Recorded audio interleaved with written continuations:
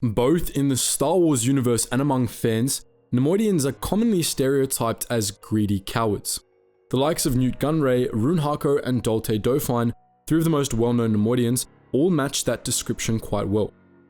As we've discussed in the past, some of these traits were product of the Neimoidians' ruthless child-rearing practices. Neimoidian grubs were forced to compete for food, ensuring that the greediest and those who clung to life the most came out on top. But while greed was a staple of Neimoidian culture, cowardice was not, though it was common among their people. Neimoidians could be fierce warriors, and during the Clone Wars, the Republic learned this firsthand. In this video, we'll be discussing the brave soldiers of Neimoidia, some of the fiercest fighters of the Clone Wars.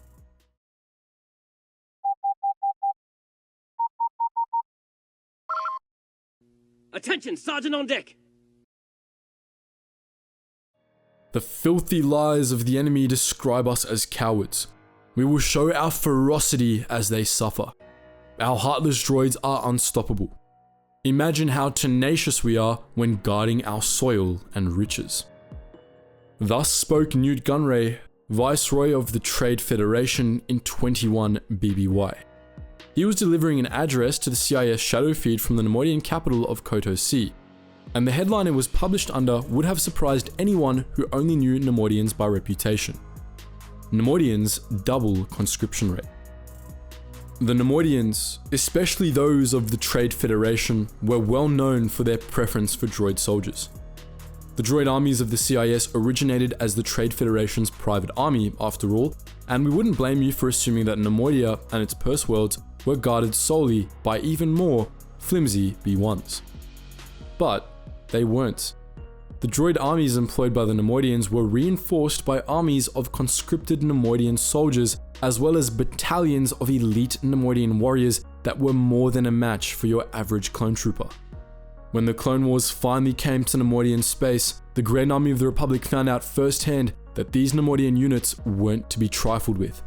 Even the conscripts fought with an unexpected ferocity. In case you were wondering, these Neimoidians weren't raised differently than the likes of Nute Gunray or Rune Harko. In fact, their ferocity and willingness to fight likely came from the same place the other Neimoidians' cowardice did, from their greed.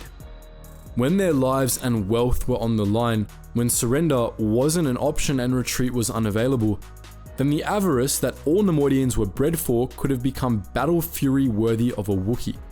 We don't know if that was actually the case, but it's the best theory we have, and in any event, these Neimoidians were pretty tough. There are three known groups of Neimoidian soldiers, two of which might have been the same group. The first of these was the Neimoidian Home Defense Legions, which was the conscript army we mentioned earlier, and the other was the Neimoidian Irregulars, which fought under General Grievous during the Battle of Duro. The least is known about the Irregulars, who were only mentioned in a CIS shadow feed article which credited them as one of the first waves of troops launched in the Battle of Duro, responsible for capturing Duro's Jivus space city. The Neimoidian Irregulars might have been drawn from the same pool of conscripts as Home Defense and were just tasked with offensive campaigns, but we don't know that for certain. In any event, nothing else is known about the Irregulars, so let's move on. The Neimoidian Home Defense Legions, meanwhile, were tasked with protecting Neimoidian space. During the Clone Wars, there were two pockets of Neimoidian space under Separatist control: the small region around Neimoidia proper and a string of Neimoidian colonies, the most important of which were the purse worlds of Cato Neimoidia, Deca Neimoidia, and Cora Neimoidia. The latter three worlds were the wealthiest and most influential Neimoidian worlds, while Neimoidia was the location of the Neimoidians' breeding grounds, and all four were some of the most fiercely defended planets in the galaxy. The Defense Legion's conscripts were likely sourced from Neimoidia proper. Despite being the Neimoidian breeding world, Neimoidia was avoided like the plague by most Neimoidians, apart from the Neimoidian government. Among Neimoidians, the most basic indicator of success was being able to move off-world, with the most prestigious destinations being the purse worlds. As a result, those left on Neimoidia were those who had made it to adulthood but remained unsuccessful, the poor and neglected members of Neimoidian society. Most Neimoidian soldiers probably came from this lower class, as we doubt that the wealthy denizens of the purse worlds would allow themselves to be conscripted. The Neimoidian Home Defense Legionnaires had mediocre equipment at best, as you might expect from the infamously stingy Neimoidians. Their uniforms were simple light grey jumpsuits that likely didn't afford their wearers any protection. Each Legionnaire was given a set of data goggles, which were cybernetic implants that gave their users a built-in comlink, a real-time holographic heads-up display, and a direct connection to local central control computers. These goggles were usually worn by the crew members of Trade Federation battleships, and they allowed naval crews to activate ship systems by thought alone. It's unknown if the Legionnaire's goggles gave them similar abilities. The full arsenal of the Home Defense Legions is unknown, but the Legionnaires typically used simple E5 blaster rifles, which suggests that they used the same weapons as battle droids across the board. This would suggest that the Legionnaires were seen as low-value troops, since the E5 was designed for droids and was prone to overheating and burning in the hands of organic users. Regardless of their value, the ranks of the Legionnaires were filled with conscripts during the Clone Wars, many of whom fought and died in the unsuccessful defenses of the Neimoidian worlds. There was also a third category of Neimoidian soldiers, the Gunnery Battalion, also known as the Royal Guard. This unit was composed of the toughest of Neimoidian soldiers, handpicked for their skill and courage. Serving in the Gunnery Battalion was a prestigious job, and it was one of the only ways out for lower class Neimoidians to escape their desperate situation. Poor Neimoidians, along with Neimoidian criminals and mercenaries, were promised pardons and wealth beyond their imagining if they joined the Gunnery Battalion, where they served alongside others of their species who had been raised from birth to be above bribery and much more honourable than the average Neimoidian. Together, they became members of an elite soldiery tasked with protecting the most high-profile Neimoidian, Trade Federation, and later, Separatist figures.